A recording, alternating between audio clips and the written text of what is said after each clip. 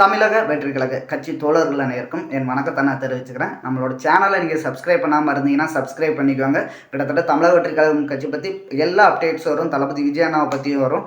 மறக்காமல் சப்ஸ்கிரைப் பண்ணிக்கோங்க. வாங்க வீடியோக்குள்ளே போகலாம். கிட்டத்தட்ட பார்த்தீங்கன்னா ஒரு 2 நாளாக இணையதளத்தை ஆக்கிரமிச்சுக்கிட்டு இருக்குது. என்ன அப்படிங்கிறது பார்த்தீங்கன்னா, அதுவும் அண்ணாமலை அவர்கள் வந்ததுக்கப்புறம் பார்த்தீங்கன்னா ரொம்ப ஆக்கிரமிச்சுக்கிட்டு இருக்கு. நாம் தமிழர் கட்சியோட தலைவர் சீமான் அவர்கள் பார்த்தீங்கன்னா ரஜினியை சந்திச்சாங்க இல்லையா. கிட்டத்தட்ட அவர் பார்த்தீங்கன்னா பிஜேபியுடன் கூட்டணி வைத்து ஒரு முதல்வர் வேட்பாளராக அறிவிக்கப்படலாம் அப்படிங்கிறத பற்றி பல இது வந்துகிட்டு இருந்தது. ஸோ இதை பற்றி பல அரசியல் விமர்சகர்களும் பார்த்தீங்கன்னா பேசிக்கிட்டு இருந்தாங்க. ஸோ இது ஏன் இந்த ஒரு இது நடந்தது அப்படிங்கிறது பார்த்தீங்கன்னா, கிட்டத்தட்ட விஜயண்ணா தமிழக வெற்றி கழகம் கட்சி மாநாட்டுக்கு அப்புறம் பார்த்தீங்கன்னா அவரோட கூட்டணி போகிறதுக்கு வாய்ப்பு குறைவு, கொள்கை ரீதியாக அப்படிங்கிறது அவர் தெரிஞ்சுக்கிட்டனால பல விமர்சனம் அப்படிங்கிறது பண்ணிக்கிட்டு இருந்தார். இப்படி இருக்கும்போது ஸோ நமக்கு ஒரு ஆதரவாக தம்பி கை கொடுப்பான் அப்படிங்கிறத விஜய் அவர்கள் கை கொடுப்பார் அப்படிங்கிறத நம்பிக்கிட்டு இருந்தார் நாம் தமிழர் கட்சியோட தலைவர் சீமான். பட் அது நடக்காது அப்படிங்கிறத தெரிஞ்சுக்கிட்டதுமே பார்த்தீங்கன்னா, யாரை ஒரு கிட்டத்தட்ட ஒரு கீழ்மட்டத்தனமாக விமர்சனம் பண்ண சீமான் ரஜினி அவர்களை விமர்சனம் பண்ணியிருந்தார். கிட்டத்தட்ட பார்த்தீங்கன்னா விமர்சனம் பண்ண முடியாத வார்த்தைகள்லாம் விமர்சனம் பண்ணிட்டு இப்போ அவரே போயிட்டு சந்தித்து கிட்டத்தட்ட நாங்கள் அரசியல் ரீதியாகவும் சந்தித்தோம் அப்படிங்கிறது சொல்கிறாரு. இதில் என்ன சந்தித்து பேசியிருப்பாங்க அப்படிங்கிறது பார்த்திங்கன்னா கிட்டத்தட்ட ஒரு 2.25 மணி நேரம் சந்திப்பு அப்படிங்கிறது நடந்திருக்கு. இதில் பார்த்திங்கன்னா தனியாக 2 பேரும் கிட்டத்தட்ட ஒரு 40 நிமிடங்கள் வரை சந்தித்ததாகவும் கூறப்படுகிறது.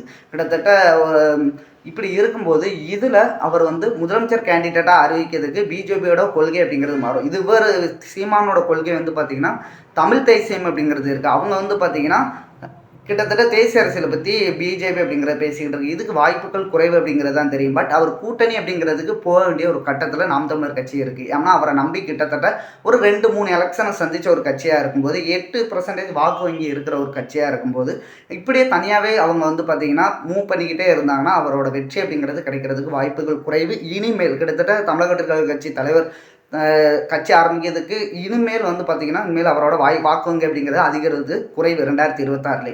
இப்படி இருக்கும்போது அவர் கூட்டணி அப்படிங்கிறத நோக்கி தான் போகணும். பட் அவர் யார் கூட கூட்டணி போக முடியும்? ஒன்று தமிழக வெற்றி கழகம் கட்சி கூட தான் வரணும். அப்படி இல்லாட்டி அதிமுக கூட போகணும். பிஜேபியோட போகிறதுக்கு வாய்ப்பு குறைவு அப்படிங்கிறது தான் என்னோட பார்வையில் இருந்து தெரியுது.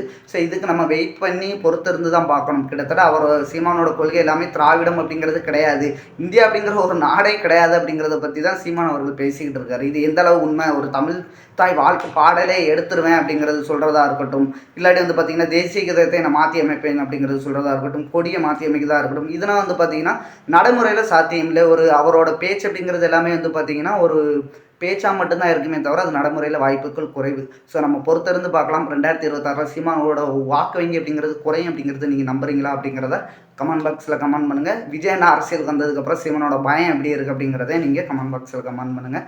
நம்மளோட சேனலை மறக்காமல் சப்ஸ்கிரைப் பண்ணிக்கோங்க. நன்றி, வணக்கம்.